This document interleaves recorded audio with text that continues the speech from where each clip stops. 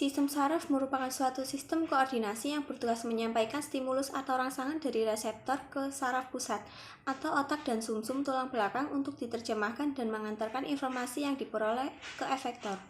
Fungsi sistem saraf yang pertama yaitu input sensori, menerima rangsangan atau stimulus untuk kemudian diteruskan ke otak dan sumsum tulang belakang. Yang kedua yaitu integrasi, otak dan sumsum tulang belakang mengolah informasi yang diterima dari seluruh tubuh dan mengirimkan kembali respon yang dihasilkan. Yang ketiga yaitu output motoris, mengantarkan impuls ke efektor baik sel maupun organ, terutama otot dan sel-sel kelenjar yang akan menghasilkan respon tubuh.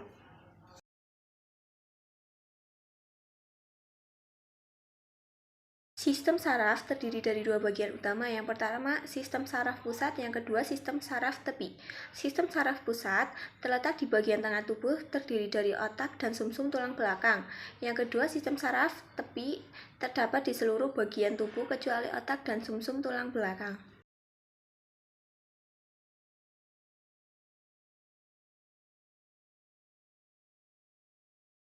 Sistem saraf. Yang pertama, sistem saraf dibangun oleh jaringan saraf. Yang kedua, jaringan saraf terdiri dari neuron dan sel-sel glia. Yang ketiga, neuron membawa atau mengantarkan impuls saraf. Yang keempat, glia merupakan sel-sel pendukung neuron. Sel-sel pada sistem saraf yang membawa impuls saraf disebut dengan neuron.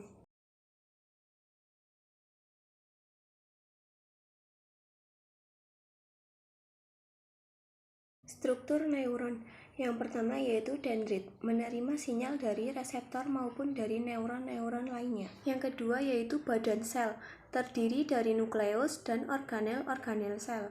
Neuron yang ketiga yaitu akson, mengantarkan impuls ke sel-sel neuron lainnya.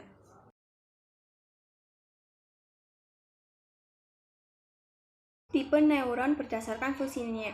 Yang pertama neuron motorik, yang kedua neuron sensorik, yang ketiga neuron intermediate.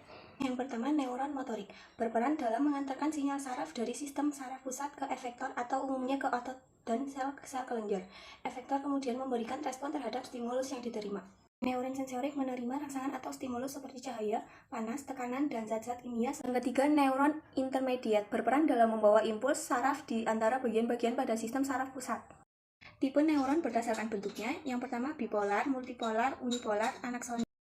Yang pertama bipolar terdiri dari satu akson dan satu dendrit. Yang kedua multipolar terdiri dari satu akson dan banyak dendrit. Yang ketiga unipolar memiliki satu akson yang berjabang. Yang keempat anaksonik terdiri dari banyak dendrit tapi tidak memiliki akson. Proses penghantaran impuls saraf pada neuron. Neuron merupakan sel-sel yang menghantarkan impuls saraf. Ketika akson dalam kondisi aktif, akson menghantarkan impuls saraf. Kondisi ini disebut juga dengan potensial aksi. Pada kondisi biasa, akson tidak menghantarkan impuls saraf. Bagian dalam akson bermuatan negatif dibandingkan dengan luar. Potensial aksi dihasilkan melalui aliran ion bermuatan positif yang melewati membran akson.